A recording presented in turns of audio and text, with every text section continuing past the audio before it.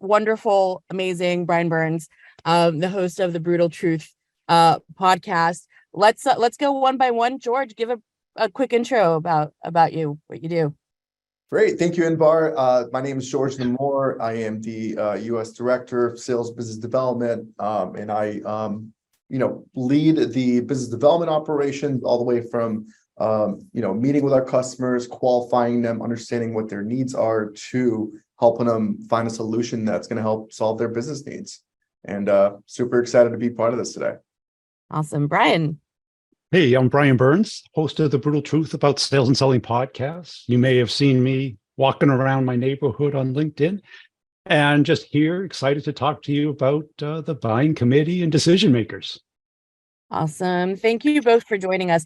I always like to start these things with a poll, because then we can kind of see where everybody is. And so we've got a couple of questions that we want to ask. So I'm just going to launch the first question. If everybody who's online can kind of answer, let's answer the first question. How often does the topic of the buying committee come up when discussing your go-to-market strategy within your organization? Right. And so I'd love it if everybody who's online can answer. And then once we're going to let those answers run. And I guess while people are answering the poll questions, let's get this conversation started. So Brian, this webinar, funny enough, is called The Myth of the Buying Committee. Why is the buying committee a myth? Well, I remember when it came out about 10 years ago, I read about it and I was like, clearly these people have never been on a sales call before. The idea that there's this organized, well-structured, methodical group of people who are assigned to buy our products, it's nice. It's kind of conventional logic. That's the way I would think it would work if I had never done it. But if you've been there on premise in those meetings with your customers and prospects, and you hear the dialogue, it is everything but a well-organized, structured process. It's very ad hoc, and it's much more like House of Cards on Netflix than it is business. Meaning that everyone's out for their personal win, their turf, their territory, how it impacts them. And what if it's good for the company, that's good too. So I think as a salesperson, we have to understand how companies buy. And it's not this well-designed process that they are educated and trained on. It's very much ad hoc. So you're telling me that as a decision maker in marketing, I don't actually have a secret cabal of people who I meet on a biweekly basis and thumbs up, thumbs down on whether we're going to sign a deal? You go into the cone of silence every Thursday between 3 and 5 and decide which products you're going to buy, right? That's how it works, isn't it? Of course. No. So I think anybody who has made any sort of purchasing decision, I think this is true for you as well, George, it doesn't happen that way. Not even close.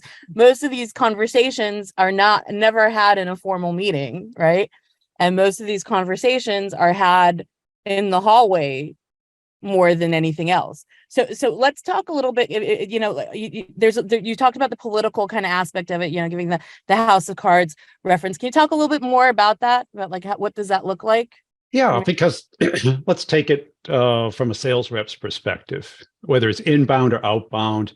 We think selling is a lot like the simple sale, where you get that one person interested enough to say, yes, I want your product.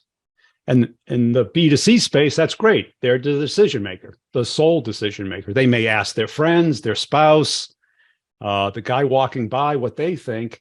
But in B2B, it's very different, meaning that end user buyer most likely has zero budget authority and little to no understanding of the politics internally, the administrative process, and what the company requires to legally commit to buying a product. And that is where the danger is. And that's what happens. All these deals go to no decision. We have somebody who wants our product, loves our product, needs our product. The company can afford the product, but they tell us, or they don't tell us, is most often, they say, oh, it's stuck in procurement, or it's going through the process, when it's really stuck in someone's email box. And they don't know what to do. They're kind of overwhelmed, and they forecasted it. And now their manager says, well, call the CEO or call the CIO or call the CFO. And they do, and they find out it's really nowhere. Wait, so there is a buying committee? There's a CEO, there's a CFO. There's lots of people. Right. They're just not they're just not tightly coupled. They're loosely coupled. Right. Meaning that, yes, you have to get their approval and their buy-in, but it's not their job to buy. Okay. They have their full-time job. Right. So I'm gonna challenge you. No, I don't know if challenge is the word, right? I've been a VP marketing. I'm gonna kind of enforce what you're saying, right? Even as a VP, my purchase power was very low. Like I had a budget and I had stuff I wanted to buy, but even when I budgeted for it and wanted to buy it, it was still not a done deal, not even on my end, right? Yes. And so if you're selling to me, what do you do to make sure I bring this through to an actual deal? Well, I would ask you, who has to approve it? What's your sign off? Okay, so now you have the political power to do it, but there's political risk in doing it. Right. Right. If it's 5K, not much risk. If it's 50K, a lot more risk. If it's 100K, even though you talked about it in Q4, had the board's approval, you might want to run it by them one last time before you bring it down to procurement, don't you? Yeah. In case it touches on someone's toes. Yeah. Or the timing isn't right, or maybe you should make it go faster or slower, and how it makes you appear within the company and how it affects other people. So let's get for a second to the nitty gritty of this, right? George, you manage a whole lot of SDRs and BDRs. They have that first conversation, right? Like when Brian talks about understanding that there's relationships to be had and you need to kind of understand where the sign off is. When do you start that decision when you have the first conversation with a prospect? Like when does that come in, do you think? Always. I think that you have to have the expectations and know that there are going to be newer roles and responsibilities that an oversight coming along the way.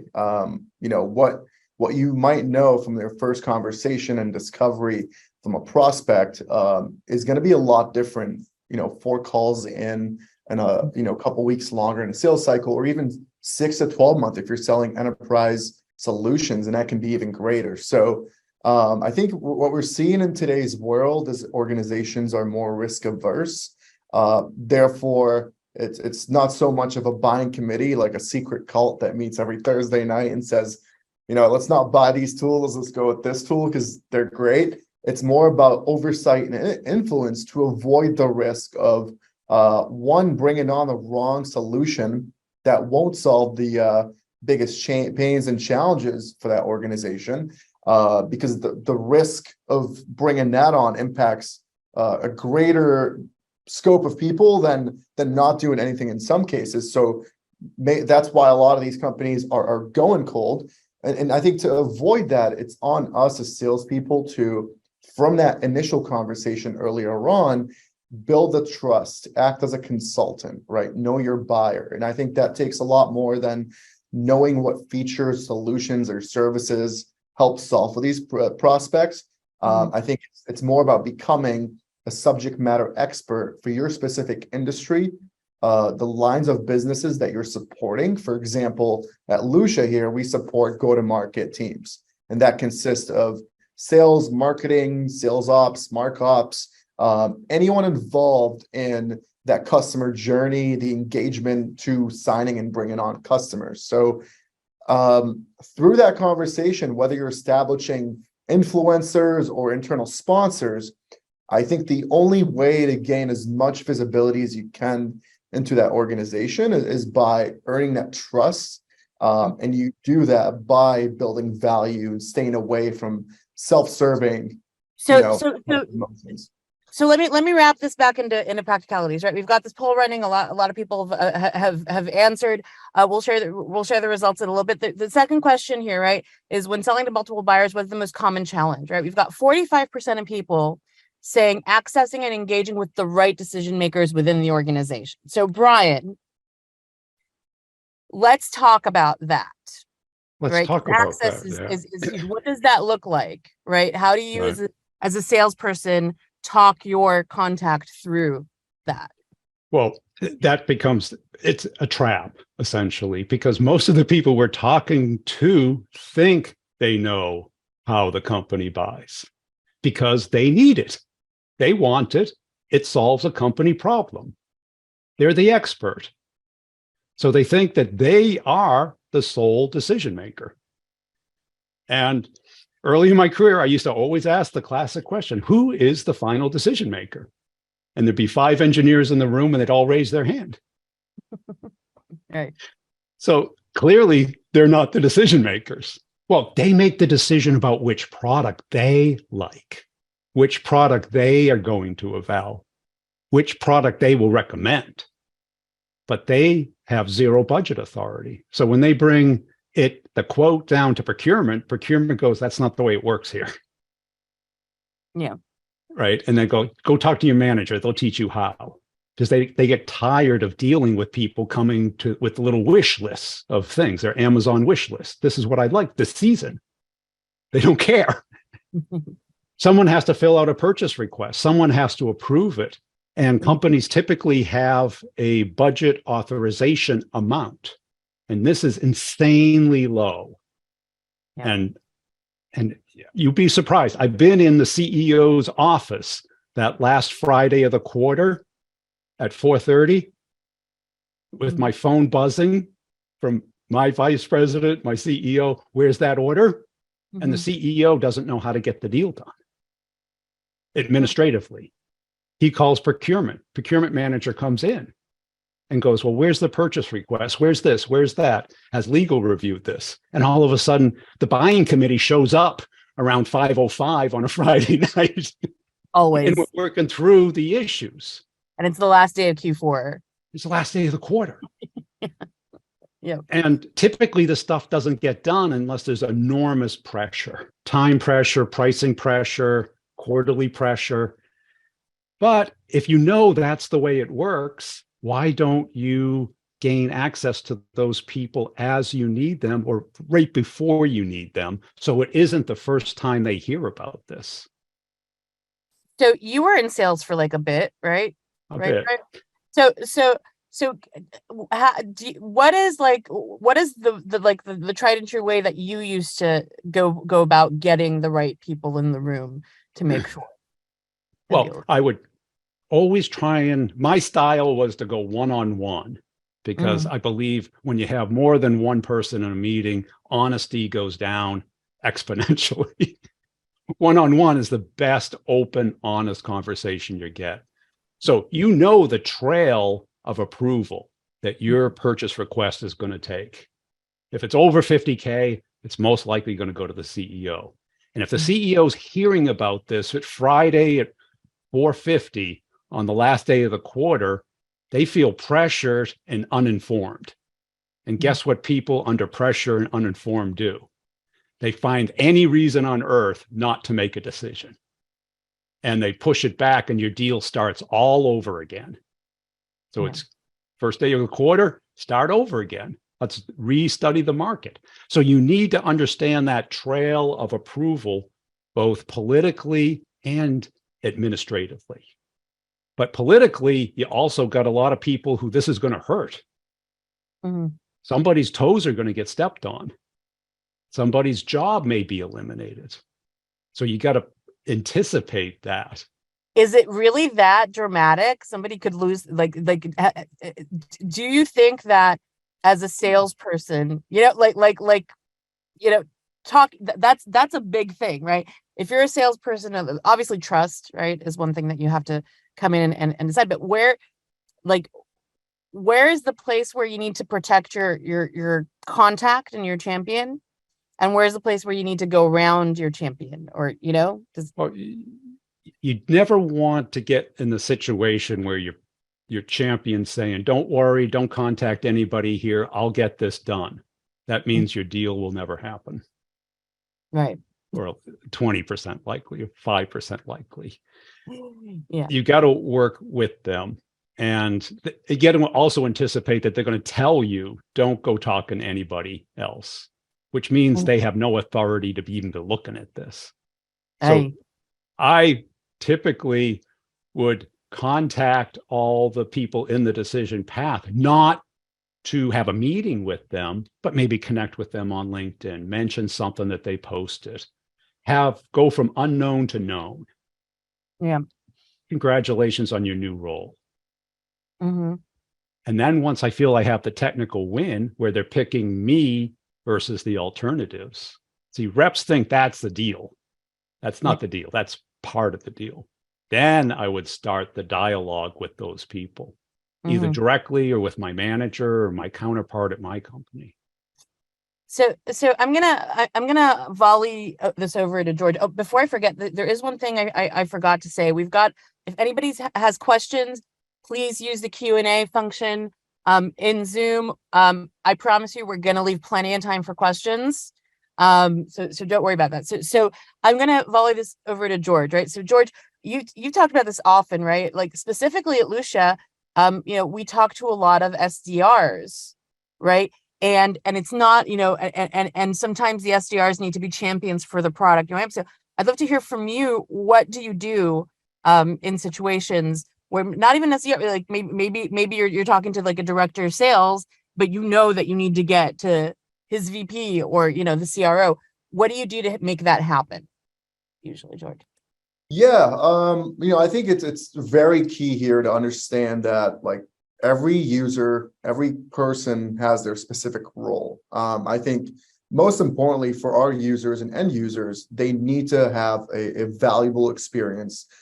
They need to see some wins from our solution and then be able to quantify what they're able to gain with Lucia to their leadership. Otherwise, we haven't earned the trust or even the right to have that conversation with their leadership team, managers, or directors. So when you do that, it makes that conversation much easier when you're having a conversation with the purchase influencers or the decision makers, and it turns your users, end users, into your champions to get this tool internally.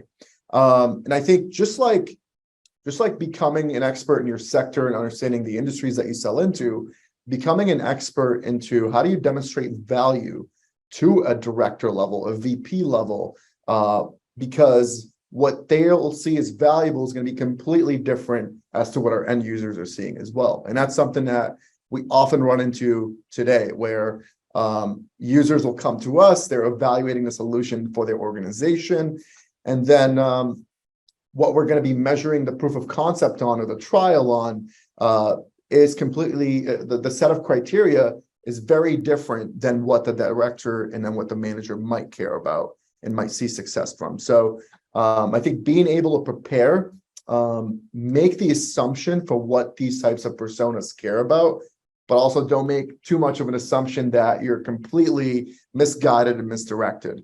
And then use this, leverage customer win stories with your prospect that tie back to similar organizations that you're supporting, speak your customer's language to be able to highlight where these folks will see the value of it. So in short, expect what roles you're going to see in terms of getting a solution in place at an organization, and then cater your value proposition to specifically support and validate the fit of your solution for those specific roles that you're going to be dealing with. Okay, I'm gonna go back to that.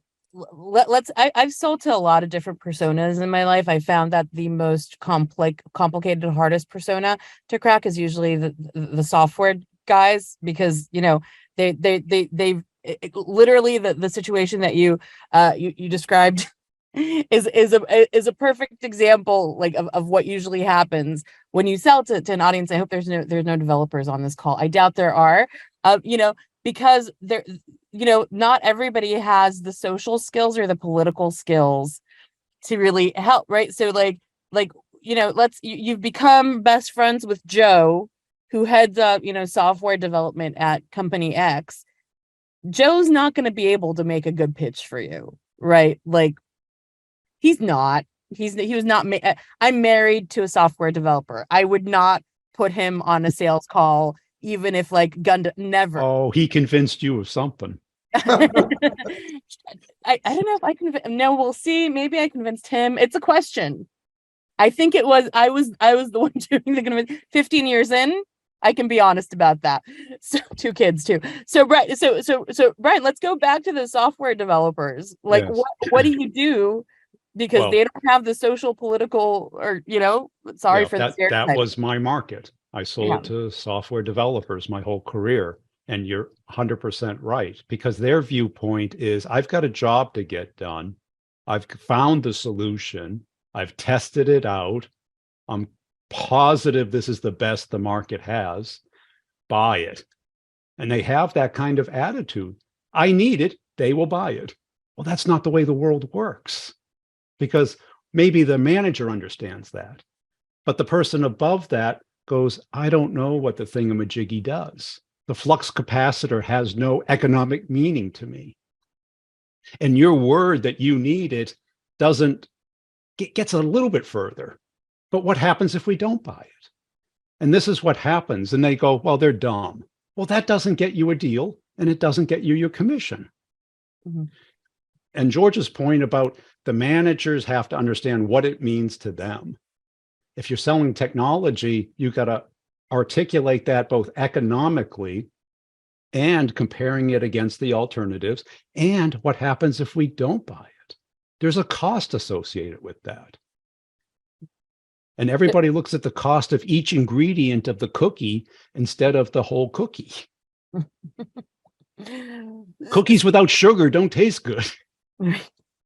So something that a lot of that I've often seen when I get pitched a solution is they have a conversation with me, and then even if I say it's not my decision, they're like, okay, well, I'll send you a 1 sheet that you can then spread around here. I'll send you a deck, so you can share this, right? Who needs Netflix when you have a bunch of decks to look at night? I know, right? So let's put a scenario up for both of you. Either you can answer this, right? So you just talk to Joe. Joe loves your solution. I don't know. I hope that I keep on using the name Joe. Lord knows why. So you just talk to Joe. Joe thinks you're amazing. You're the bee's knees. He wants to sign off. He's all good, right? And then you go, okay, well, let's get this deal done. And just as well, give me something I can give my manager. Or so what do you do in that case, right? Because they're not going to say, oh, yeah, I need to talk to this guy, and this guy. And, you send a 1 sheet. What do you do to get Joe to champion you and not just forward an email? Yeah. You wouldn't want to rely on a piece of content. You do want to document it, because because nobody's going to entertain all these products over the quarter. They have a short window, so it has to be articulate. Why are we doing this? What do we get out of it? Did you study the market? Why is this the best alternative? Why do we need to do it now? What do we get out of it? What happens if we don't do it? Mm-hmm. That's what the leader is thinking. Because if they can wait, if they can push it back, or why don't we already have something that already does this? If you're selling to a 10,000 person company, they're probably standardized on someone's stack. Doesn't Oracle have something that does this? Salesforce have something to do this? I bet IBM's got 5 things that does this. Mm-hmm. So this is about homework on a lot of levels, right, George? Like, yeah. So how much homework, George, do you coach your people to do before they get into a conversation? Yeah, so I mean, a lot, right? I think pre-call prep is part of the call structure, and it's not even part of a call. I think that it's also important to know that our buyers, by the time they're engaging with us, they've also done their homework, right? In today's world, everything's on the web, everything's review-based. You already know what you want before you're engaging with that organization. So as sellers here and as consultants, we have to kind of make that assumption that people who are coming here ready, they're exposed to our solution and how we may help, how we might be able to help them. But what they're not exposed to is like, where are we going to add value in areas that they're not aware of, right? How are we going to help them get better? And I think it's on us to take ownership of that and educate our customers as to how our software is typically purchased. So what I've done in the past is I've warned my buyers of, hey, can you send me a recording of a demo and I'm going to share it with my CEO. I don't think a CEO has 30 minutes to watch a recorded demo of, people having a conversation and a 15-minute kind of demo dump and feature and functionality dump. But I think it's on us to educate our buyers that, hey, it's our job to sell the solution. I would be doing you a disservice to let you sell this internally on your own. So it's also a follow-up of like, have you done this before? Like Brian mentioned, what happens if you don't get this in place? Is the business aware of the implications of the cost of doing nothing? But it's also on us to leverage that to uncover what it's like to bring a solution on board to your organization, and how do we get those people involved. So I think taking ownership of guiding our buyers through the buyer journey, I think in what we've done in these situations is create joint execution plans, which, we get someone that's super excited about a solution. They see the value in it. That's great. Let's work together on implementing this tool for you internally. If you do see the value in it, and you believe in it, I'm assuming there is trust built here. Let's work together to bring this internally. And, instead of mapping out next steps and just kind of blindly throwing things on a calendar, really sit down and map out a joint execution plan for you to share in an email, have the customer agree upon, and then work together to implement that solution in place. Right, Brian, anything to add to that specifically?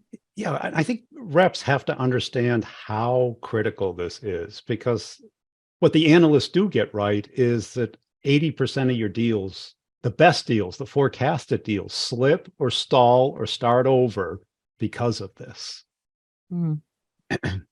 So as a sales leader, look at that forecast. That's why it slips, is the they're not trained. No, they don't go to buying and decision-making school. Yeah. And if they don't have enough energy and desire, they'll give up. We do this all day. We see it all day. We know how it works. We have to guide them, hold their hand through this process, even when they don't want it or don't think they need it. Yeah. So I'm going to actually end. The poll's been running for a while. I want to end it just so everybody can see like some of the results on everything. And the last question is, what change do you make to your sales approach when selling to big companies? Because let's be, we've got some people here. We've got some great questions going on in the Q&A. We'll start kind of addressing them as we go along. There's government organizations, right, that are big and complex. We've got one of the attendees asking, our local government customers often have to present to their local board for approval. How does this dynamic work? There's, a big technical team in a big company that becomes a huge endeavor. And I'm seeing this question coming up in the Q&A a lot. So let's talk a little bit about what happens. If you're selling to an organization of 100 people, that's a completely different conversation than you're selling to an organization of 10,000 people. I want to talk about both of those. Let's start with the 10,000 people organization. And what does that look like? Yeah. Well, I sold public sector for 25 years. So, all intelligence community stuff, state and local, all of that. And it's really difficult, because you have typically the user buyer is a system integrator, doesn't work, is not a government employee, works independently on a contract funded by the government. Mm-hmm. So you've got the buying process. It's the administration that's the most difficult. You get the person, I want this, I need it, I can afford it. Great, let's go. But now we have to, let's go to the contracting manager. and then the agency. And this is what I did better than my competitors. When I went after a deal, I sold to the agency and the system integrator and the person who was doing the purchasing, which was typically a contract holder. So the government doesn't buy directly because they don't want any liability. Mhm. They don't want you and me suing them.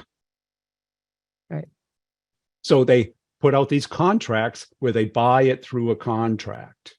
So you have to have all these things in place. And you have to understand what drives them. Each of them is very independent. So apart from like, doing your persona research, right? So when you're talking about these three different people, like you literally sold to all of them the same product at once? You're not selling so much the product Okay. as how to get this done. Okay. Okay.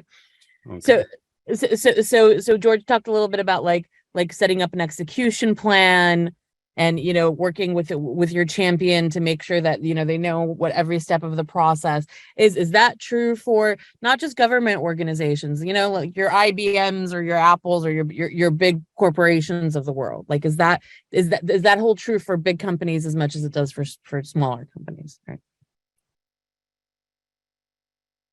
George, do you have any experience with that? You want to take that?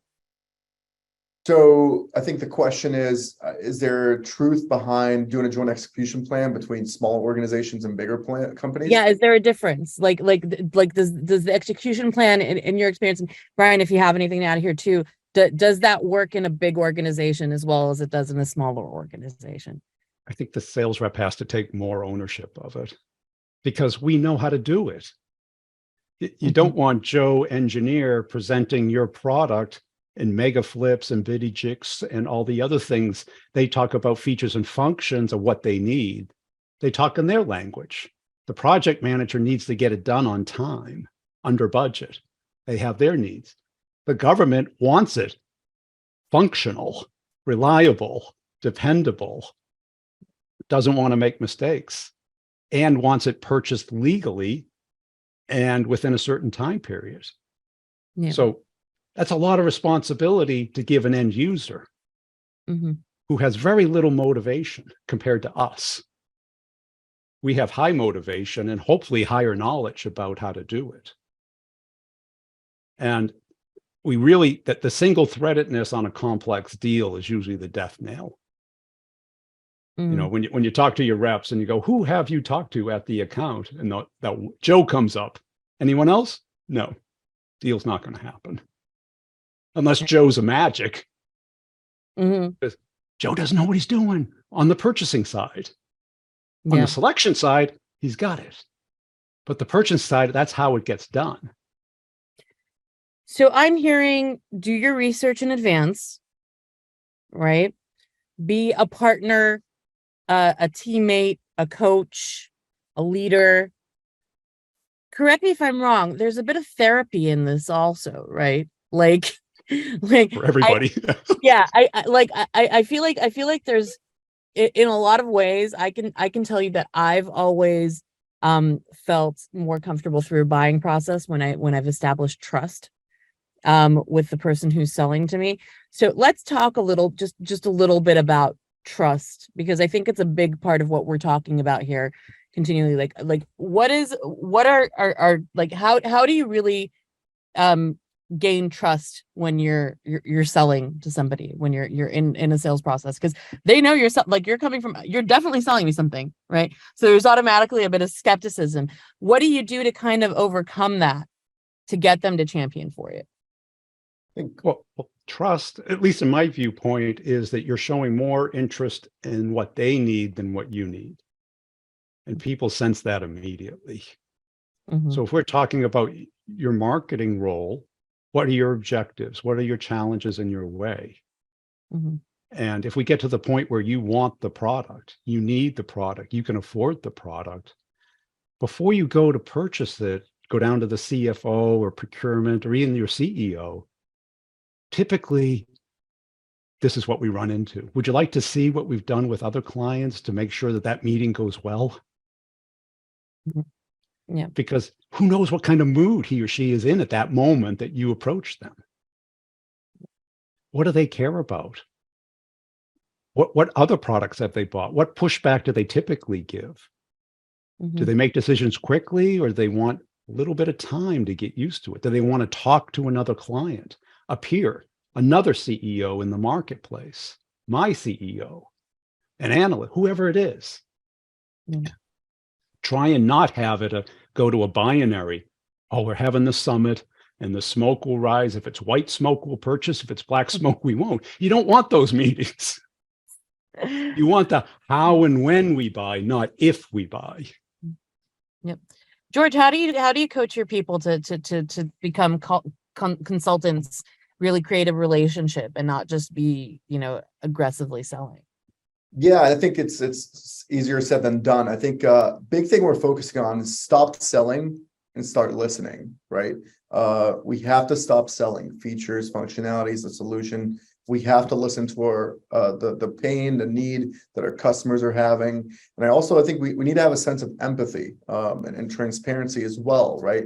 Know that not everyone's going to be ready to buy, and that's okay. Just be cognizant of timing and work with them on it. And also, it's on you as a seller. It's your responsibility to demonstrate value, generate a sense of urgency to get the customer to commit. Because if the timing's off, it tells me that me as a seller, I haven't demonstrated enough value to justify the investment in our solution. And I think honesty comes along with it. If there is something that you're unable to do, call it out ahead of time in the beginning of the sales cycle. Let the customers know. I think it's our responsibility to set the right expectation, but also not to overpromise and underdeliver. Much more rather, underpromise and overdeliver in that case. So I think just listening to our buyers here, understanding what they care for. And again, like there is so much information out there on the web. Lots of our customers are probably aware of our strengths and weaknesses before they even conduct business and conduct a conversation with us. So know that going into a conversation and use that as leverage to have a productive outcome. But I think active listening here is key because it really helps us understand what's going on in our customer's environment and where there's a potential to help position a solution to solve for a pain or a need that they have. Gotcha. There's a great conversation happening in the Q&A, not just with questions, but also with people sharing their experiences. And so let's open this up a little bit to a conversation, right? So for example, we have a guest named Joe. Joe, we've been using your name a lot today. He writes that the reality is that people don't meet anymore. They hide by screening calls, ignoring emails. You don't just reach people in large organizations today. The issue, which has not been addressed, is how to get around that. It's not a matter of who to sell to, it's an issue of how do you get them to engage. That's a really that's a really good question. Like it's hard to get people to engage. Right. So let's quickly talk about approach. Right. So everybody approaches when they need something, right? Yeah. I got an email inbox full of needs and wants and desires. Nobody giving me anything. Nobody helping me. Yeah. So what do reps do? They don't call the CEO until they need something from them. And the CEO has no interest in fulfilling your needs. Sales is a giving profession. It's not a taking profession. Yep. So you're going to need to talk to these people. Why do you wait to the last week of the quarter to start that relationship? That's true. I've been doing sales enablement for a big part of my career, and I always am a big believer in you don't want to give.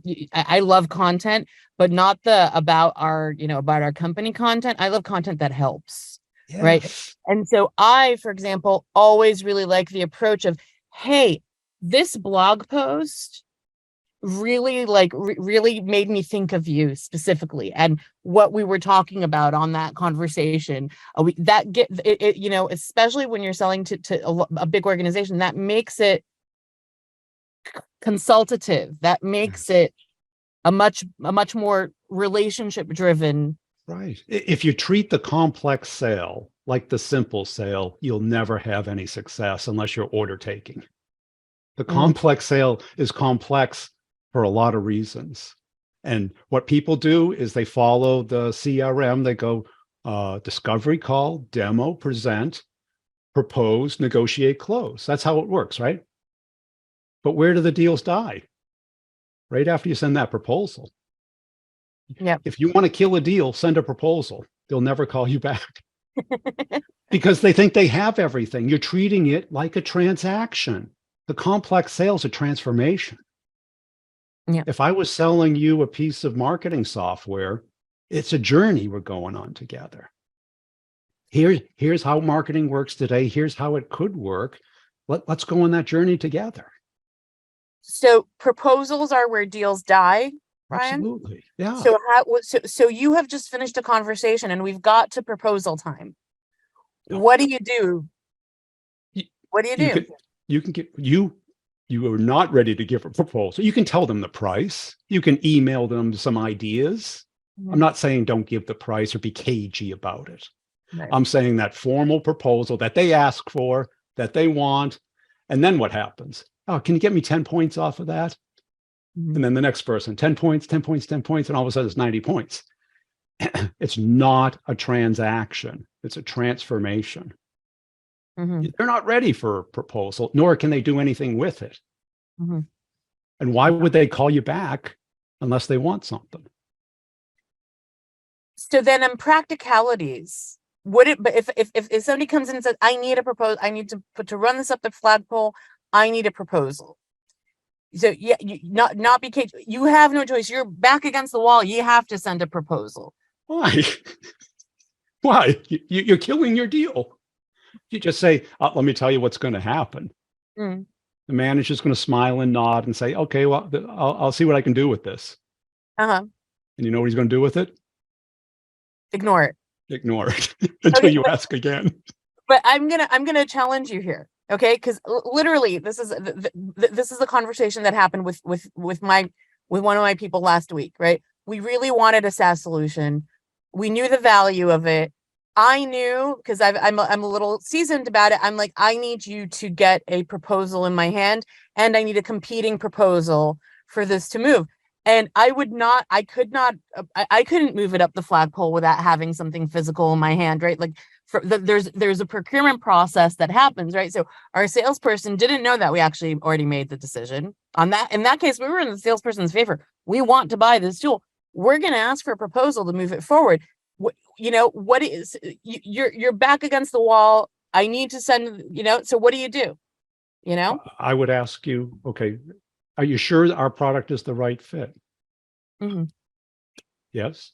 Yes. Okay. I'm sure your product is the right fit. And what pushback do you think you're going to get from procurement or your CEO?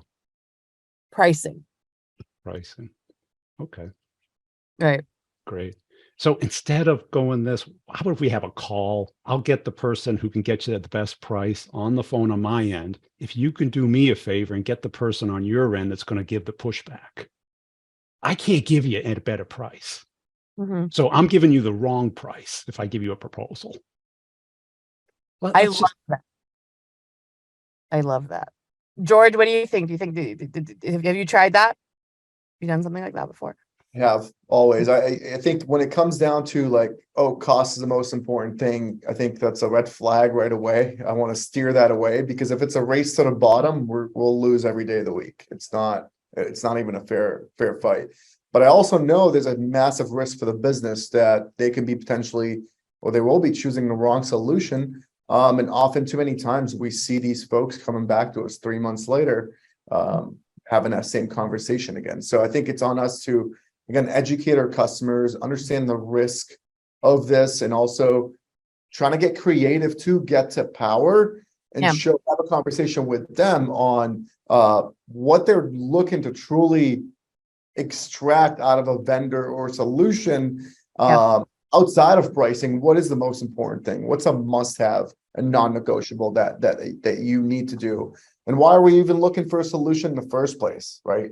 Because I want to try to. Sorry to cut you off. We've got about 12 minutes left. I want to do a little rapid fire Q&A from the very active, lovely, and attentive attendees here. So I want to go a little bit quick. So let's say urgency has been brought up. How do you push urgency politely when prospects go dark? Use their timeline, not yours. Everybody thinks once they order it, they get the benefit in 20 minutes. Mm-hmm. No, but let's say you're buying a new marketing automation or some AI thing that predicts something. Yep. You want the benefit, the outcome of it. When do you want that? Right away. Right. So right away is now, but it takes 3 months to implement, train, customize, feed the AI. Okay, so now we're talking the end of the year. Yeah. Do you feel more urgency now? Yes, I do. Thank you, Brian. Great answer. Okay. So I think what'll help too, to add, is understanding the risk of doing nothing, who's impacting. They tried to fix this before and what happened, how long it's been going on for, and really quantifying that pain. So when you are getting pushback, you're using that timeline plus the cost of doing nothing as a way to kind of create a sense of urgency around fixing, the problem.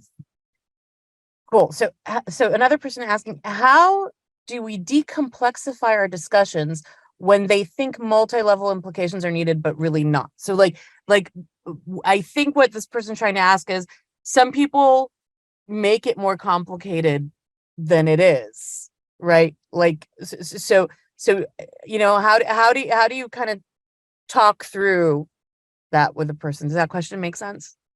A little bit. Maybe you can give me an example. Maybe George knows better. I'm going to make an assumption here, but I would just simply ask why. Like, why does it have to be so complex? Because, it's possible that the person that you're speaking with on the other end has gone through a complex buying cycle. And at that point, if you can understand why, then it maps out what the execution plan is going to be like to get it in place. So just listening to our buyers and just asking questions back to them, understand the why, where, when, the who, and how. So part journalist, part therapist. Okay, let's go to another. How would you lock in the sale signature or acknowledgement before the purchase order is issued by the prospect? How would you lock in the sale? That's a very, very specific question. Yeah. You can ask for it, but it's not legally binding until you get it. And Yeah. until you get it, it's nothing. Yep. Right. Letter of intent. Forget. It's just not real. Let's do one last one and then we'll do takeaways. Okay. So my customers typically have multiple ownership parts, right? Like HR, ops, and IT. What is the best way to determine who has the budget decision power? Well, you probably run into this all the time because you've got marketing enablement, marketing operations, marketing, and who do you sell to? Well, my process would typically start with the problem owner. Who has the emotional connection to the problem that I solve? They can kind of coach me and guide me about, where's this money coming from? This is different for every company. Let's have an example. Like if you have some sales enablement tool, sales gets no budget. Sales enablement gets the budget, marketing gets the budget. Sales is there to make money. Yeah. So selling to the VP of sales, good. But you get interest, you get desire, but you don't get revenue. Yep. Enablement doesn't understand the problem, doesn't care because no one's coming to them, banging them on the head. I need this. Yep. You kind of got to pattern match. How has it worked in the past, positively and negatively? Yep. Like everybody in security sells to the CISO. But if you talk to a CISO, they go, until someone comes screaming into my office saying they need something, I'm just curious about how this stuff works. I don't make the decisions. I let these people come to me. There's too much stuff. Yep. Makes sense. So we're coming up at time. This has been, so I want each of you, please, to just give, if the attendees today had one takeaway, like one thing they should take away from this conversation, what do you want that to be? Brian? We may know how to sell. Our clients do not know how to buy. And it's our job to teach them. If we don't know how, we have to learn first. Mhm. because this is the biggest competitor you have. It's not the ones that you see on the Gartner sheet or the G2 matrix. They're on the front end of it, but you have to get a deal done. You only get paid on the deals you finish, not participate in. George? I would say, know your market, know how your solution solves the problems, do your research, pre-call prep. And I think just think about every statement that you make, ask yourself the question of like, what's in it for the customer? Is this a self-serving question, or is this geared to help my prospect paint the picture of how we can help solve the solution? I think with the abundance of information out there on the web today, our buyers are coming to us well aware of with an assumption of how we might help solve some of these problems. I think it's on us to like make the assumption that there is going to be oversight over purchasing decisions and get ahead of the buying cycle by, again, like Brian said, guiding this buying, teaching our prospects how our solution is purchased. Great. So, and I know there were a lot of questions, everybody. We promise every single person who asked a question, we will follow up with an answer. But we are almost at time. I always like to give people an extra 5 minutes. So they like us before they go to their next meeting and they have a second to like breathe and have a drink. So I really want to thank both of you. Thank you so much, George. Thank you so much, Brian. This has been enlightening for me for sure. I'm sure for everybody who attended. Thank you, everybody who attended. And yeah, let's do this again soon.